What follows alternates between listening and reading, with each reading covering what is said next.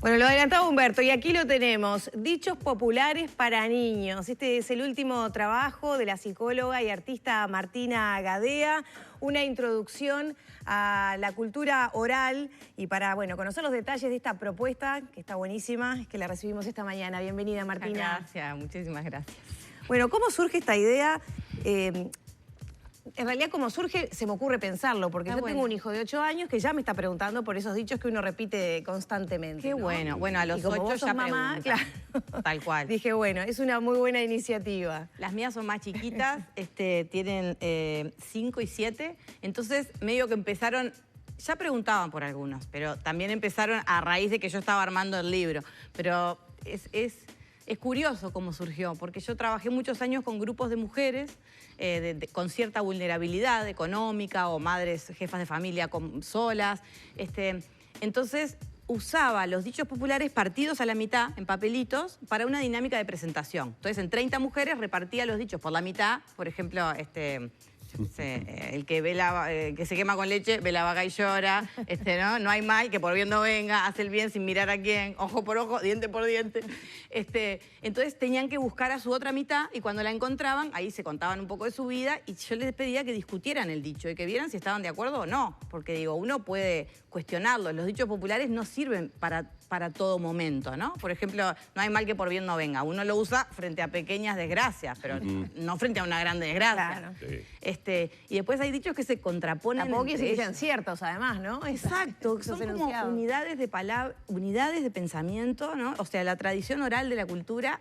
Se supone que con la escritura nace la historia, ¿no? Dicen que es como a partir de la prehistoria y la historia tiene que ver también con la escritura y con el modo de eternizar un poco el conocimiento. Pero muy poca gente sabía leer y escribir hasta hace poco tiempo. Entonces, las grandes poblaciones se pasaban su información de boca a boca, de generación en generación, como algunas abuelas o abuelos pueden hacer con una receta, ¿no? O con algún conocimiento. Y bueno, los dichos populares era el modo. Cervantes, Saavedra, el que escribió Don Quijote de la Mancha, pero que escribió novelas ejemplares, que son cuentos cortos, se llaman ejemplares porque dan ejemplos de la vida, es el primero que pone en lengua castellana, en un idioma muy antiguo, ¿no? Por ejemplo, los duelos con pan son menos, ¿no? Cuando tenés una desgracia, bueno, si tenés un poco, ¿no?, seguridad económica o algo, la atravesás con un poco más de tranquilidad, quizá.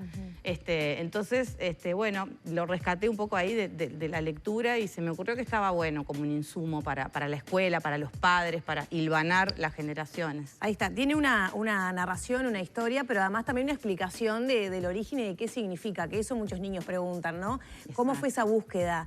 ¿Qué respuesta se le da a esos dichos? ¿De qué significan? ¿De dónde vienen? ¿Cómo fue ese trabajo que hiciste? Bueno, ese fue un trabajo, este libro lo tengo hace como 4 años en el DEVE, no sé si a ustedes les ha pasado, pero a artistas y a no artistas capaz que les pasa que tienen un proyecto que está medio trancado ahí y es como un dolor de cabeza, ¿no? Como que lo tenés ahí, no te deja avanzar o pensar en otras cosas.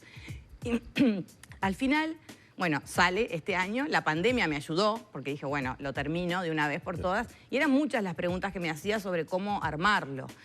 Yo en general, los otros 3 libros que tengo para niños son de ficción, son de narrativa onírica, incluso son niños que se van a dormir y se despiertan y tienen personajes mágicos, ¿no? Siempre buscando ese momento familiar en que todos volvemos a la casa, que es de noche a veces, ¿no? Y que ahí se encuentran todos, después se duermen y viene como el mundo de fantasía. Entonces, en este libro, la segunda mitad es eso, es un cuento como de fantasía. Pero en la primera mitad yo quería algo concreto, como estás diciendo vos, ¿no? De que tuvieran una explicación. Y no es fácil, porque es como una, ¿no? Es como una metáfora, ¿no? Claro, es tradición oral para buscar... Claro, no es fácil buscar el ejemplo concreto. Por ejemplo, en casa de herrero, cuchillo de palo, o como es el del pan, cuando hay hambre no hay pan duro. Yo puse un ejemplo de un niño que va a la práctica en el libro y se encuentra con un compañerito en la práctica de fútbol y le dice, ¿qué te pasa? Nada, me olvidé de los championes, no voy a poder jugar. Y el amigo le dice, bueno, yo tengo uno extra acá, están medio rotos, pero te los presto. ¿Cómo te quedaron? Le dice al rato. Me quedaron impecables, gracias. Cuando hay hambre no hay pan duro, ¿no? Pero claro, es difícil explicarle eso a un niño. Entonces está como una explicación en texto y al lado una tira cómica, digamos, como una tira con ese ejemplo. Entonces tiene como esas dos partes, una más académica o didáctica y otra con más vuelo artístico y de ficción. Las ilustraciones también son tuyas, además. También son mías, sí. Ahí las estamos viendo. Sí, soy muy autodidacta, salvo en la psicología, que lo siento verdaderamente mi vocación y no tengo dudas de que puedo ser buena en ello. En el arte fui muy autodidacta, en la música, en los dibujos. Entonces, bueno, tengo cierta inseguridad y más cuando tenía que repetir como el patrón del mismo personaje en distintas posiciones. Eso es más para alguien que estudió. Pero bueno, lo logro. Trabajé muchos años con niños, entonces utilizaba el dibujo y eso te lleva a animarte, a dibujarlo como se necesite. El color me parece muy importante, que haya contraste y alegría. Que haya contraste porque así un niño de 2, 3 años puede decir farol, luna, guitarra, ¿no? Como identificar eso visomotor. Me llevó un tiempo animarme a sacar libros para niños porque no quería herirlos, ¿viste? Me parecía de mucha responsabilidad. A veces uno siente, o por lo menos a mí me da la sensación, cuando uno está en esa difícil tarea de ser papá, que los dichos o los refranes o esas citas que uno toma tal vez de los clásicos, recién hacías mención, por ejemplo, a Cervantes, y uno del Quijote tiene una serie de cuestiones que cuando se pone a pensar las veces que se las ha dicho a un hijo o una hija muy pequeña, hablar de los molinos de viento o Ladran Sancho o infinidad de situaciones en los que cuando te preguntan, claro, hay que explicar toda una metáfora que prácticamente es como explicar todo el libro, pero que también allí hay un acto como psicológico de los padres de buscar, ¿cómo decirte?, tener una justificación para aquella enseñanza o aquello que estamos diciendo. Es como lo que corona, la frutilla de la torta. Estamos hablando de una determinada situación, yo te digo que a mí me pasó de chico y te doy el ejemplo y ¿sabés qué? En boca cerrada no entran moscas. Es como que con esto lo terminé. Y ahí es donde ves la cara de... ¿Y por qué por qué? Veníamos bárbaros hasta acá.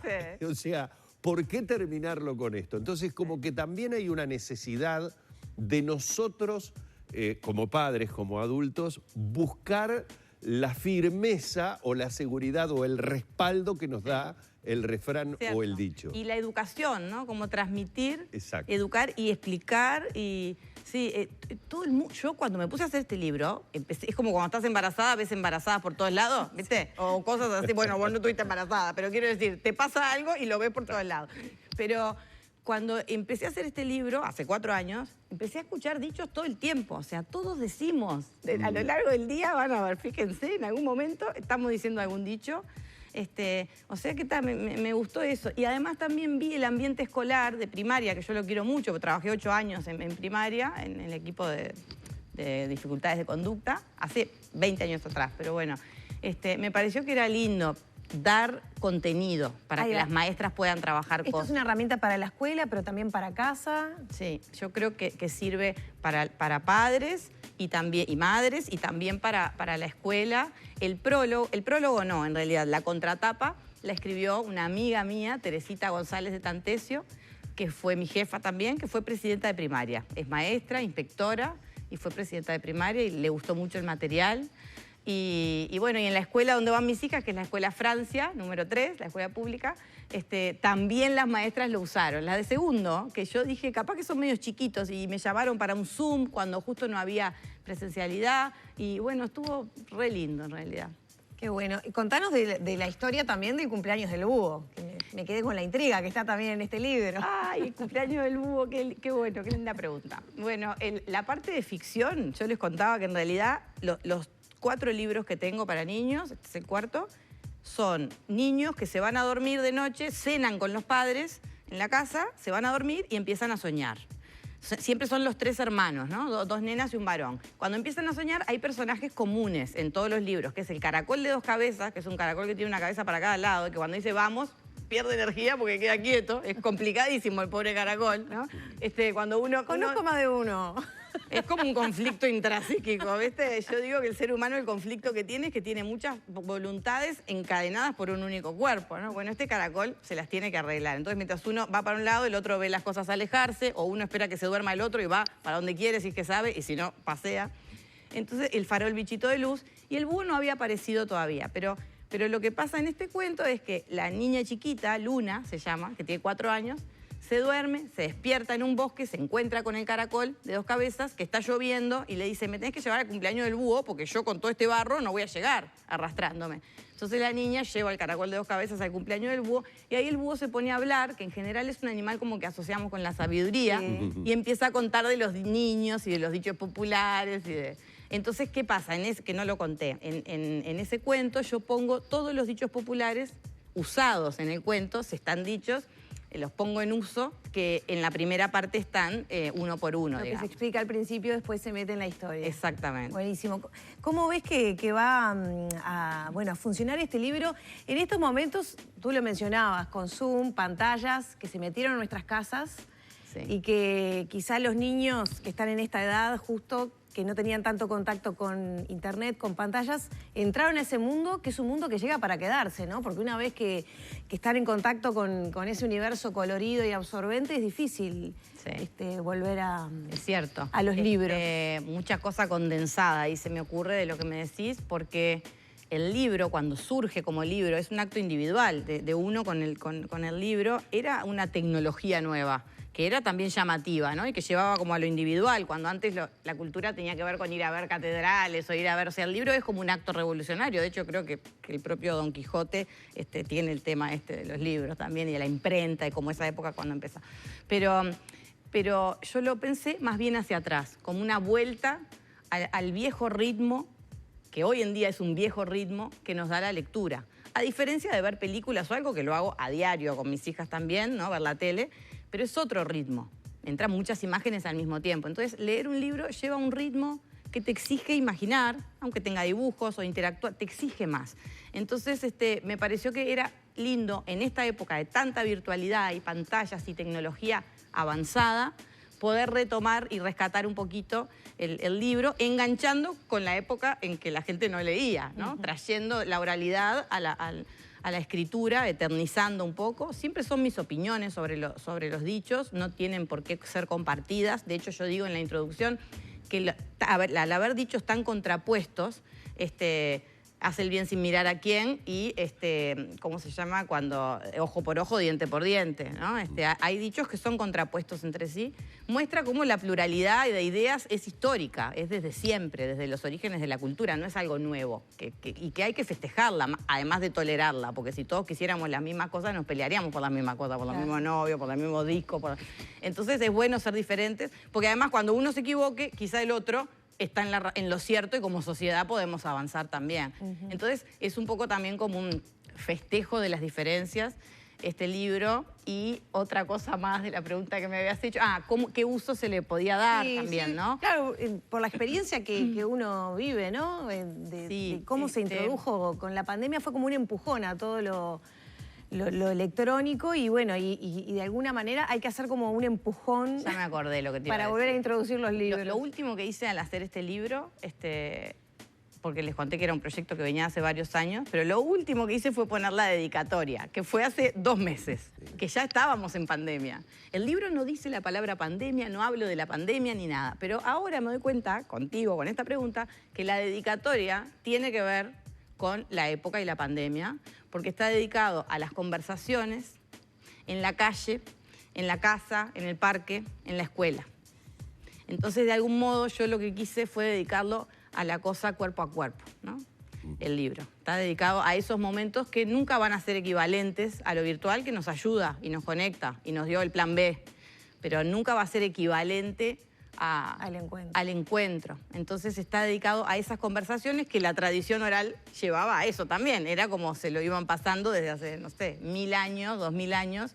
La información de antes. Claro, las redes sociales eran así, cuerpo a cuerpo. En eso que decís, y un poco para cerrar, obviamente, si uno se pone a mirar históricamente lo que han sido los refranes o los dichos, recién decíamos, algunos salen de los clásicos, otros tienen que ver con las guerras, con revoluciones, otros tienen que ver con la época, por ejemplo, o la localía, los gauchescos, es decir, hay un sinfín de fuentes de las que salen los refranes y las que salen los dichos, pero tienen un denominador común, es decir, para transformarse en un refrán o para transformarse en un dicho, necesitan necesariamente pasar por el tamiz del tiempo.